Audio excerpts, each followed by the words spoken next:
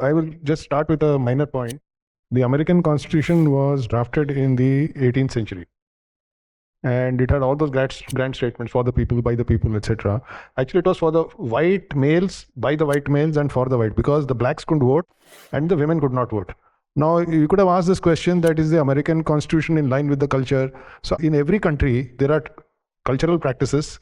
Some of them need to change. Some of them may not be in line with the Constitution. So for me, yeah, I mean, that's all right. I just want to say one or two things. I'll just read out some important phrases from the preamble. I don't want to get into too much detail, but this is very inspiring for me, so I will read it out. It says, justice, social, economic, and political, liberty of thought, expression, belief, faith, and worship, equality of status and of opportunity, and to promote among them all fraternity, assuring the dignity of the individual and the unity and integrity of the nation, etc., etc. This is the preamble, and it's very nice to see in ringing tones, we the people of India having solemnly resolved to constitute India into a sovereign, socialist, secular, democratic republic. We may quibble with one or two words there. Now, what does it do? There are two aspects to our culture. One is the deepest culture, the essential culture, and that is the Shruti. Now, what does the Shruti say? So, if we have to go to the Upanishads, the Mahavakya say all the same thing. They say, Amritasya Putra, you are the children of immortality. Aham Brahmasmi, Tattvamasi, I am Atma Brahma. It's saying that the divine principle, whether we believe it or not, I'm just saying, it is there in each and everyone sitting in the room. It is in the dogs and cats roaming around. It is everywhere.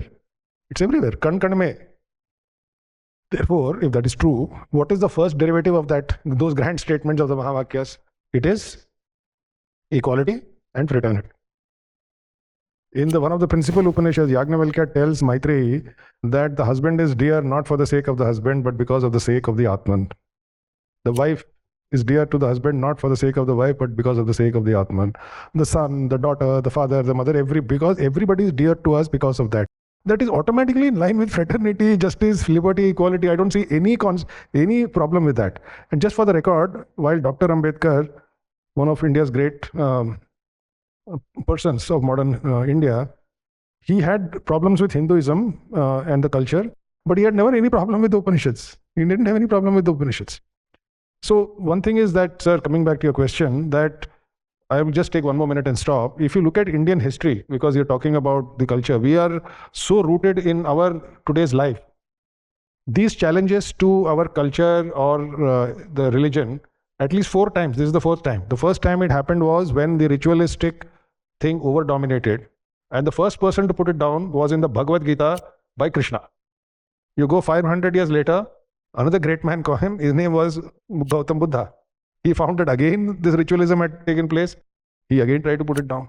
The 3rd time it happened, now he has become bastion of orthodoxy, was Adi Shankaracharya. Buddhism was in decline and the priests were back in action with the Vedic rituals. So he again wanted to negate. In fact, Adi Shankara was a heretic and he was bitterly criticized by the Pandits of that time because they were saying, yeah, don't waste your time in all these Vedic rituals.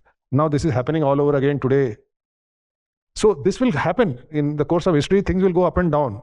But the essence of Hinduism, it was revived by Krishna, it was revived by Buddha, according to me, Advaita. Vivekananda says that Gautam Buddha revived true Advaita and Shankara, and maybe people like him will revive it again. So I would not worry too much about that there is a fundamental difference, but the point is correct.